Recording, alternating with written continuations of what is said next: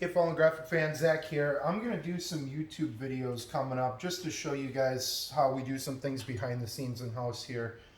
You can see I have a canvas here that was printed earlier today in a frame we made in house. I'll do a different video on the setup process to that.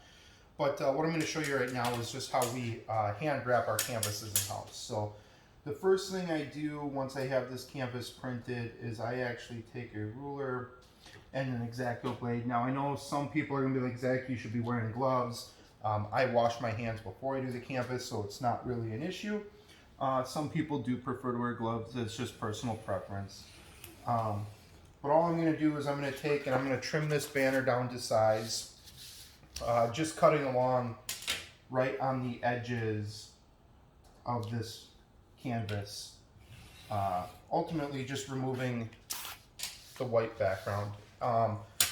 Doesn't have to be perfect. These edges are going to get wrapped around to the back side of the canvas, so it's not really going to be a big deal. But the nicer you work through this process, the easier some of your other steps will become. So give me 1 second here. Okay, so now you can see we have it trimmed. I left a little bit of white on this one just to show you an example later. We'll follow that little bit of white through this process. So what we'll do next is we'll take and we'll flip this canvas over. I always make sure we have a clean tabletop that we're working on. And then we're going to take this frame and we're going to kind of eyeball it in the center. So our next step here is going to actually be take a ruler. I have a little bit of a big one here for this example, but we're just going to measure each edge and get them lined up. So this measurement's really just going to depend on what your bleed preference was whenever you wrapped it. Give me 1 second. I'm going to find my other ruler here that I'll be able to walk you through a couple steps here a little easier.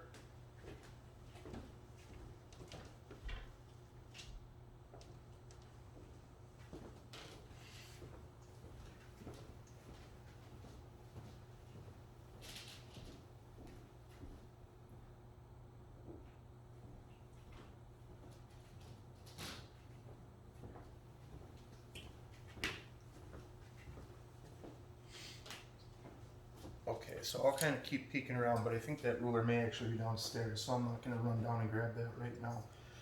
But ultimately, I'll take this, and what we're looking for right now is just an even space on both edges. Because ultimately, by figuring that out, we will know that when we start stapling this in place, it will be centered.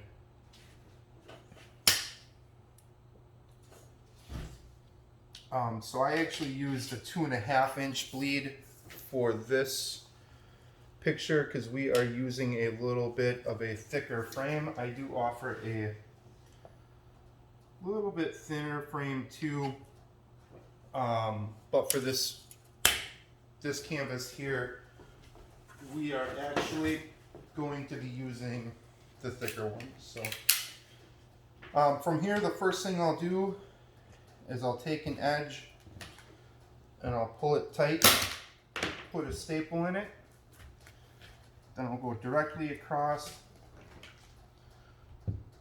put a staple in that side, and then I will look to make sure that our picture is squared where we want it to be. Looks good. The biggest thing I can stress is when you start this, make sure that you are taking the time to get those measurements right. I have not done that before in the process of trying to get rushed, and pulling these staples back out, not the easiest process, which makes this a lot more work. So you can see we have it centered now. I know it's centered because my mirror effect starts right on the edges. So you can see that we're squared away there. Excuse me. The one thing that I stress when I do my canvases is that when this is hanging on the wall, there's a couple different ways we can do corners. And some people will do them this way, and then others will fold them like that. I prefer to do them this way. Gives us a nice clean look. And ultimately, You got one from JDS I put on the counter. Sounds good, bud. Thank you. That was my UPS driver dropping off a package downstairs. And then there's other people that will do it this way. This is the way I'm going to prefer actually on this picture, and that's because as this is hanging on the wall, that seam goes away versus being on top where you see it. So for this one, we are going to wrap them that way. If this picture hung on its side horizontally, then we would wrap it the other way, but you can see that this is the route we're going to go. That being said, the clean edge that we want is going to be our last edge to fold. So we'll come around here and we will staple the top and bottom edges here. And as I go along, we hand stretch all of our canvas. Some people like to use pliers, and we do make a canvas stretching pliers for it.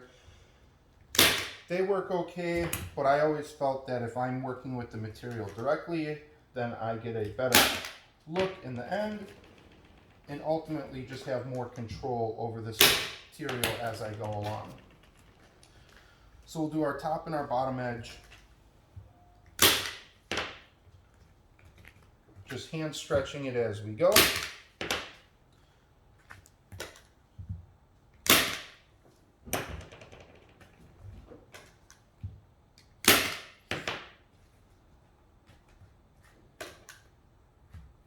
And ultimately, as we hand stretch it, what we're trying to do is we're getting the tension actually out of the face of this. So you can see now this is starting to get tighter as we pulled it.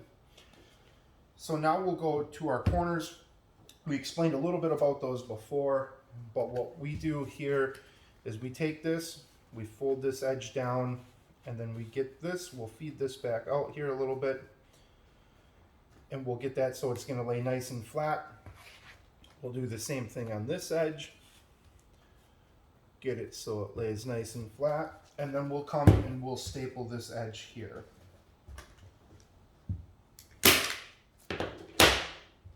The one thing I like about doing my canvases by hand is we don't get any mix-ups. I know sometimes when you order from the big guys online, I've had guests come in and say, hey, I ordered this online, submitted the picture wrong, and ultimately what happened was the top of the head cut out.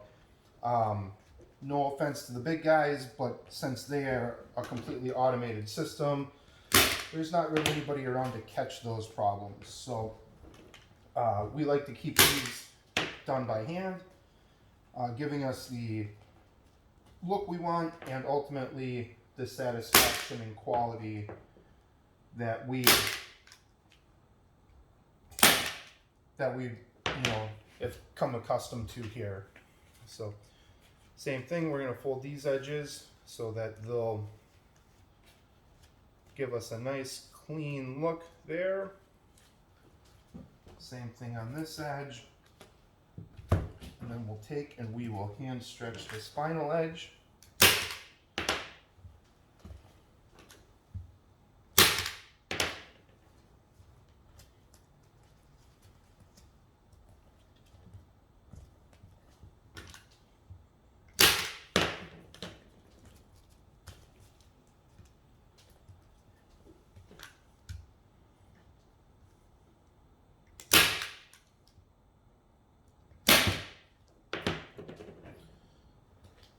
You can see on that last one, I like to put an extra corner staple in the corners just to keep them laying flat. When you're hanging on the wall, you don't get any pushback from it. It'll lay nice and flat on the wall then.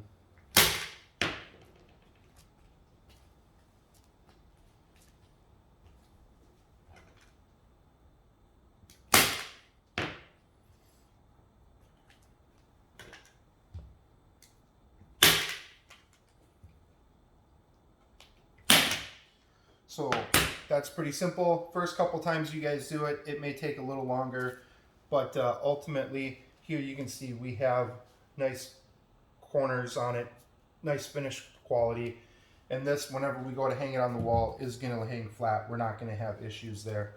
So you guys, we appreciate you watching. If you have any questions, reach out to us. We definitely don't mind. And take care, have a good one.